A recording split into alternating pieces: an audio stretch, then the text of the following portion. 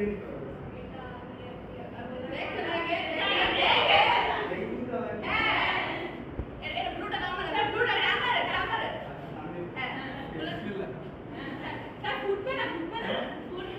যাও, ওই দিকে যাও।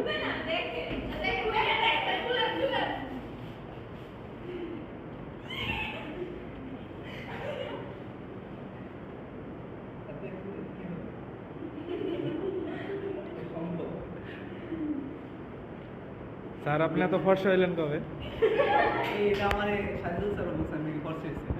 ওই যে লিমন স্যার জাপানি সাবান আনছিল এয়ারপোর্ট থেকে।